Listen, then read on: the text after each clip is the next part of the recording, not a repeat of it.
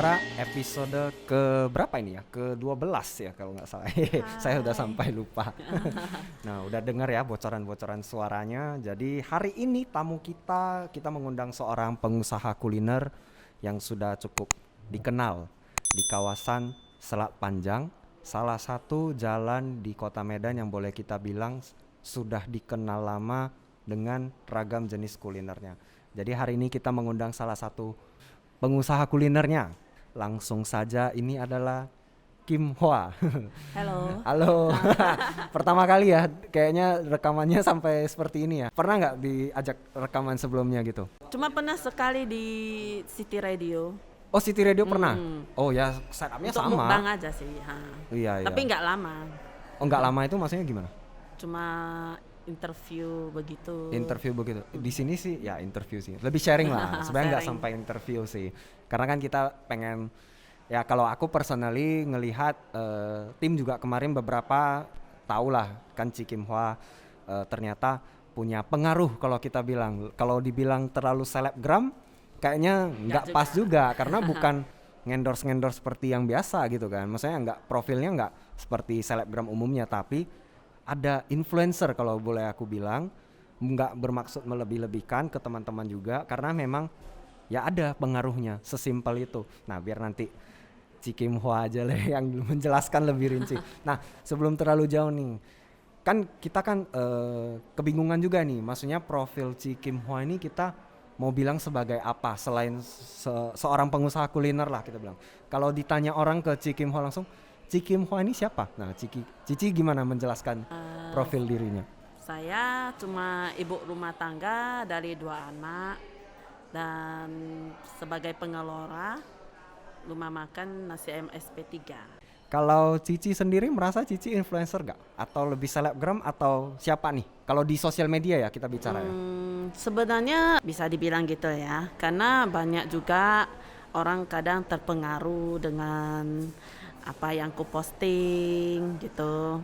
Saya cuma berbagi info bermanfaat untuk followers, untuk teman-teman gitu. Oke. Kalau boleh dibilang, itu kan tiba-tiba kan follower secara angka lah kita bahas ya kan di sosial media Instagram nih ceritanya. Kan ternyata kan followersnya banyak nih. Sekarang udah 70 ribuan ya, 74 ya kalau nggak salah terakhir ya. Iya. Nah, bahkan sampai nggak ingat angka lagi kan. Nah, sebenarnya cerita awalnya itu bagaimana seorang Kim Hwa bisa mendapatkan followers gitu banyak? Sebenarnya sih mau dibilang tanpa disadari gitu. Tiba-tiba saja udah banyak followers. Itu di tahun berapa?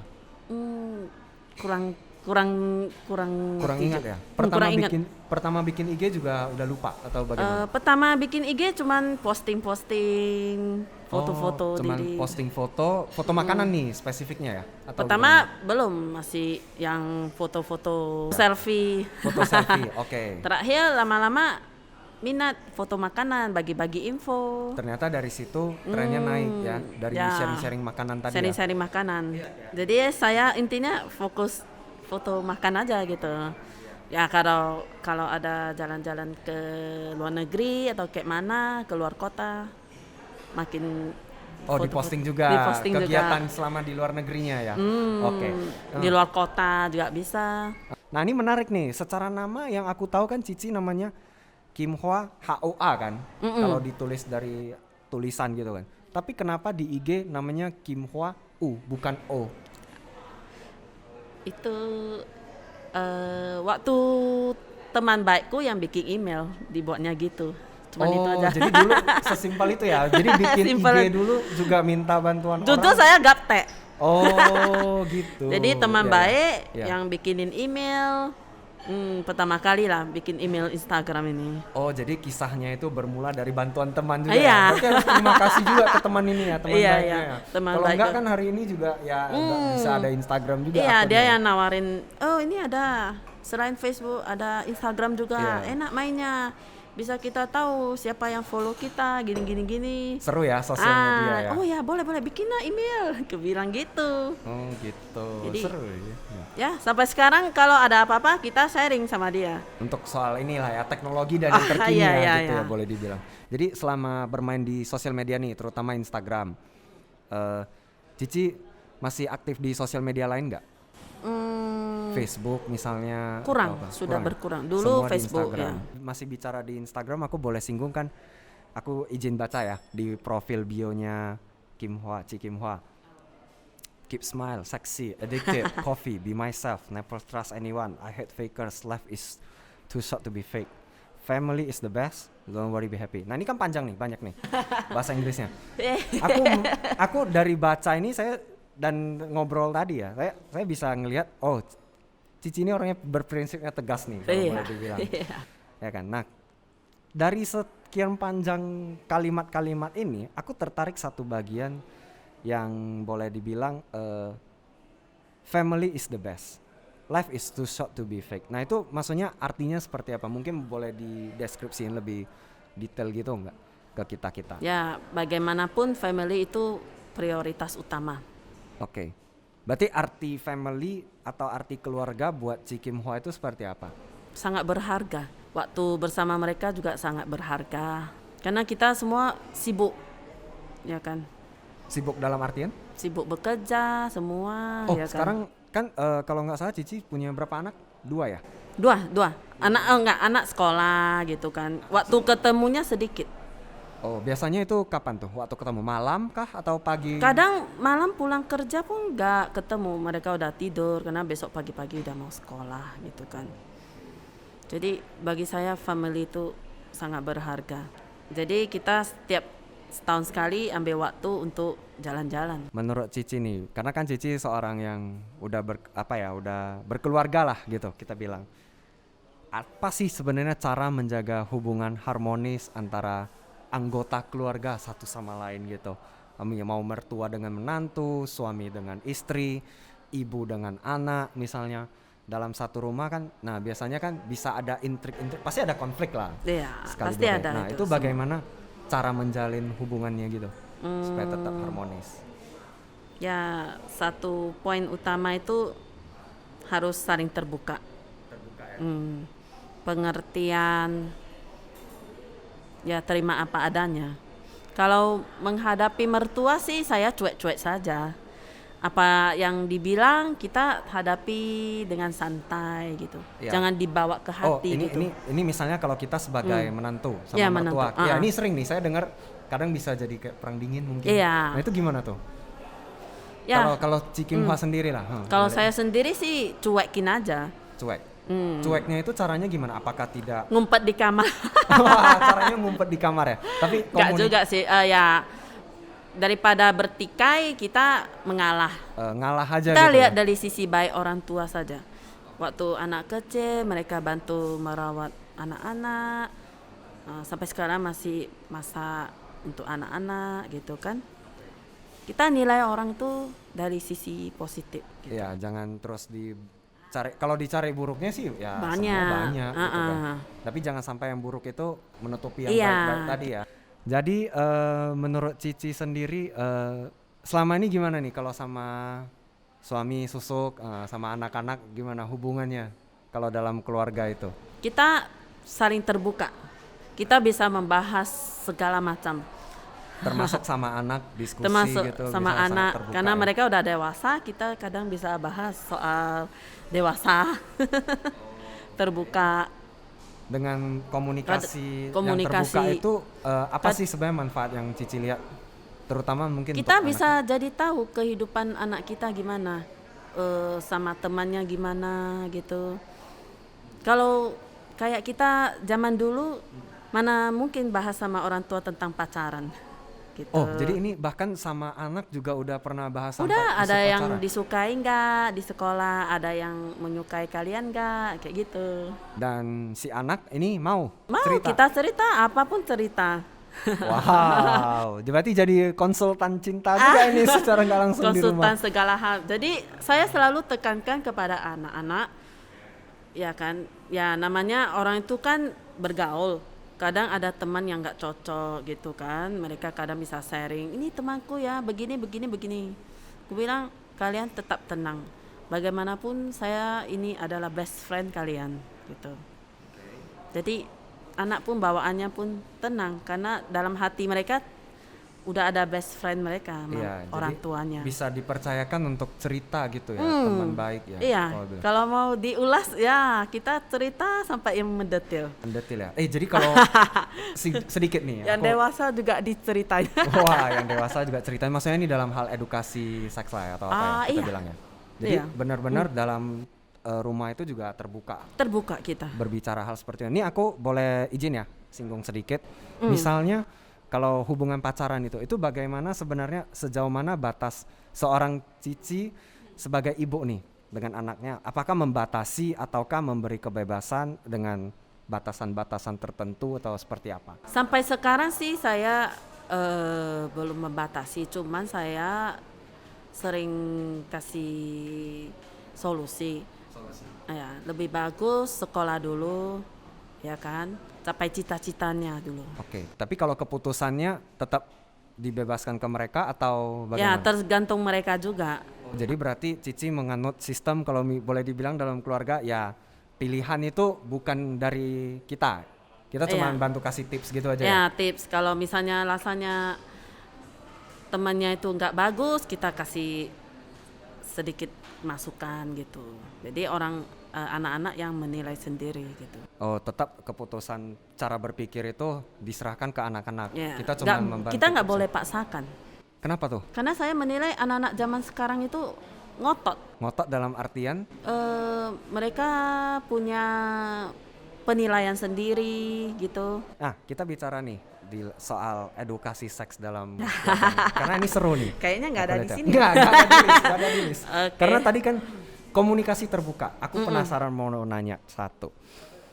Gimana cara seorang ibu memberikan edukasi? Ini kan anaknya kan dua-dua perempuan kan? Enggak, sepasang. Sepasang. Iya. Satu cowok, satu cewek. Iya. Nah, pendekatannya itu bagaimana tuh ke mereka? Karena gini, Iya. boleh dibilang tentang edukasi seks itu tabu dalam keluarga. Iya, memang kan? betul. Kita sepakat Tapi lah ya soal bagi itu. saya itu bukan hal yang tabu. Nah, bagaimana caranya menceritakan ke anak remaja gitu di saat, karena banyak sekali aku yakin orang tua itu ragu gitu bagaimana menyampaikan dengan tepat. Kadang kita sering dibarengi dengan candaan. Tapi mereka kan ada pelajari juga di sekolah ya kan. Di sekolah tapi kan lebih ke keilmuannya kan, tapi mungkin dalam menjaga kesehatan kita diri sendiri, dalam menjaga diri kayaknya kan kurang. Apakah itu cukup gitu? Paling kita warning aja lah. Itu nggak boleh dilakuin gitu sebelum Oke, married. berarti sebagai seorang ibu mengedukasinya itu lebih ke warning aja gitu ya. Iya. Terus respon mereka gimana sih? Kan katanya ini best friend sama Iya, anaknya best kan? friend. Katanya enggak lah gitu. Oke. Tentang anakku pun ya patuh orangnya. Anaknya patuh. Jadi kalau misalnya memberikan edukasinya itu apalagi selain misalnya warning-warning tadi, mungkin ada nggak yang spesifik supaya mungkin itu tidak dipelajarin di sekolah tapi dari pengalaman hidup. Cikim Hua ngelihat, oh anak itu harus tahu loh soal ini. Terus kita komunikasikan. Paling saya nanyain, pernah nggak kalian nonton video begitu? Oh oke. Nonton video, nah, terus Katanya sih ya nggak lama, tapi mereka tahu hal gituan. oh mereka tahu tapi nggak menonton gitu. Tapi kan kebanyakan orang tua nggak berani nanya hal gitu kan. Ya nggak berani sih karena tapi juga si anak kalau ditanya begitu jawabannya mungkin bisa ngeles kan gitu. Oh ya enggak. Nggak, orang tapi tuh nggak ngeres. Katanya ya, banyak yang gituan gitu, bisa nampak kadang kan di mana. pembicaraan sesuatu topik yang serius pendekatannya dengan bercanda, dengan selipin jokes misalnya. Iya. Itu efektif gak sih sebenarnya? Efektif banget. pesannya? Efektif Jadi ya? kita sama anak, sama keluarga itu fair. Santai bawaannya. Jadi bisa bercanda. Jadi kita sama anak-anak itu udah kayak teman gitu. Jadi nggak ada gap. Oh ini orang tua, ini anak gitu. Menurut Cici sendiri itu bisa melewat dengan gara-gara ini ya, misalnya dengan kebebasan, dengan bisa bercanda dengan orang tua. Ini kan sesuatu yang berbeda dengan generasi yang dulu lah kita bilang. Nah, implikasinya, efeknya itu bisa jadi lebih, mohon maaf, kayak kurang ajar nggak anak ke kita itu? Bisa takut hal-hal seperti itu terjadi nggak? Nggak juga sih. Itu semua tergantung orang tua. Gimana kita membina mereka Oh iya, jadi dari pembinaan juga ya, karena Iya. dengan pembinaan yang tepat. Kita harus jadi kasih contoh yang bagus buat anak-anak. Misalnya saya sama orang tua baik gitu, anak-anak otomatis ikut meniru kita, menghormati. Kira-kira ada nggak nih pesan buat kita-kita nih, terutama ini kan teman-teman pendengar mungkin banyak yang di usia 25 sampai 34. Nah, mungkin beberapa yang sudah baru mau membentuk family, membentuk keluarga. Mau minta nih pendapat atau maksudnya, wah janganlah kalau kita bilang dari seorang ibu rumah tangga juga, seorang pengusaha juga, bahkan seorang istri juga, jabatannya banyak dalam rumah ya kan. Pausua Untuk- pauhaya. Apa ya kan? Karena kan tugas wanita itu superwoman kan, nah ya seperti ini kan contohnya, makanya kita ngundang. Kira-kira apa sih yang harus diingat sebagai pegangan kita sebelum akhirnya yakin, oh ini waktunya kita udah ready nih untuk berkeluarga gitu. Ya, kita harus saling menghargai, saling percaya sama pasangan kita. Karena itu kan udah pilihan kita. Terima apa adanya, harus saling mendukung. Kalau bertengkar itu semua biasa. Semua itu harus diselesaikan langsung. Oke, langsung ya, jangan ditunda. Jangan atau udah bertengkar ditunda lama gitu. Nggak boleh dibawa di tidur. Oke, kalau menurut Cici, kalau dibawa sampai ke tidur itu emangnya bisa efeknya apa gitu? Mungkin kan orang Hati kan nggak tenang. hati nggak tenang. Tapi ada beberapa orang yang introvert yang saya tahu mereka malah memilih untuk disimpan sampai nanti dia reda sendiri baru dia mau. Iya. Itu gimana tuh? Saya sama suami beda. Dia introvert, saya extrovert. Nah, jadi banyakkan saya yang mengalah. Dan biasanya ini kan karena suami juga introvert. Mereka biasa open nggak sih sebelum itu? Maksudnya masalahnya mereka juga mau diajak kerjasama untuk selesaikan di hari itu juga nggak? Kalau Mau lagi ada sih, pertengkaran biasa lah. Karena kadang yang bertengkar itu yang hal sepele saja sih. Jadi dari sesi hari ini aku coba rangkumin beberapa. Kalau dari tadi kan pembicaranya kita lebih membahas tentang family issue. Terus juga tadi juga sempat kita singgung bagaimana kalau di family, bagaimana Cici melihat keluarga itu, arti pentingnya keluarga seperti apa. Singgung bagaimana Ci Kim Hwa melihat penting sekali dalam keluarga adalah hubungan yang terbuka, pengertian dan apa adanya. Dalam membahas apapun supaya orang tua itu bisa menjadi best friend-nya ya, kalau tadi kita bilang ya. Terus Aneh ya kalau Ya. dibilang best friend. enggak, tergantung inilah orangnya juga kan sih.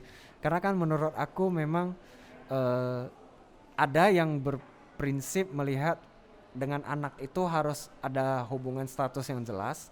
Saya orang tua, kamu anak.